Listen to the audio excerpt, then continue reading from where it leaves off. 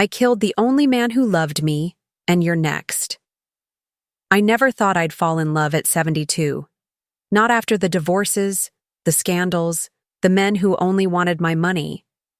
But then, on one cold midnight in Hell's Kitchen, I met Samuel Carter.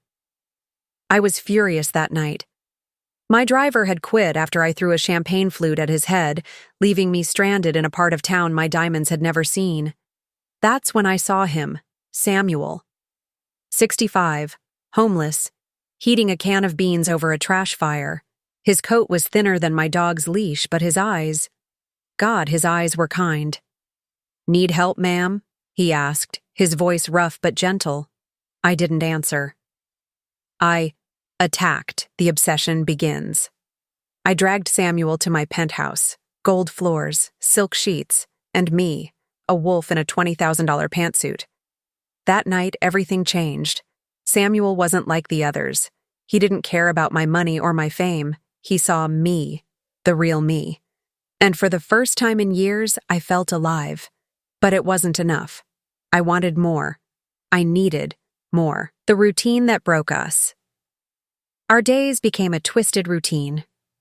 5 a.m. I'd wake him with my mouth, the taste of his skin mixing with my Chanel No. 5. 7:30 a.m.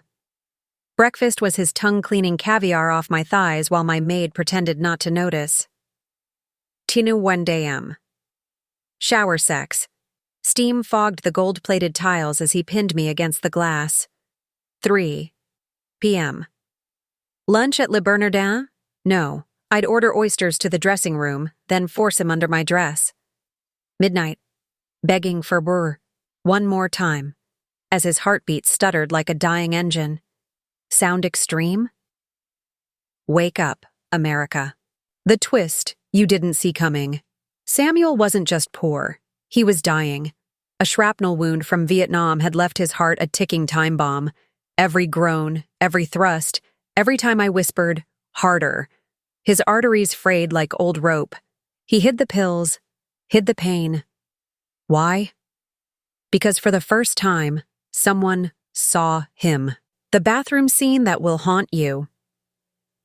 One night, post-shower, I found him vomiting blood into my $15,000 marble sink. "It's nothing," he lied, wiping his mouth with a Gucci hand towel.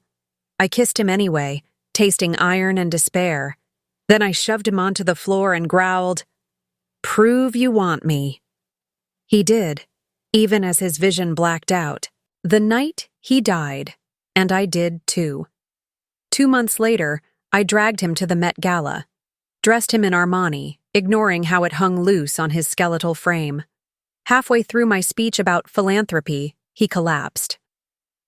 His last words? You looked at me. The tabloids called it tragic. The coroner called it acute cardiac failure. Lies. I killed him. The aftermath. Your future if you don't act now. I sold my penthouse, my diamonds, my soul. Now I work at a Bronx shelter, serving chili to men with Samuel's eyes.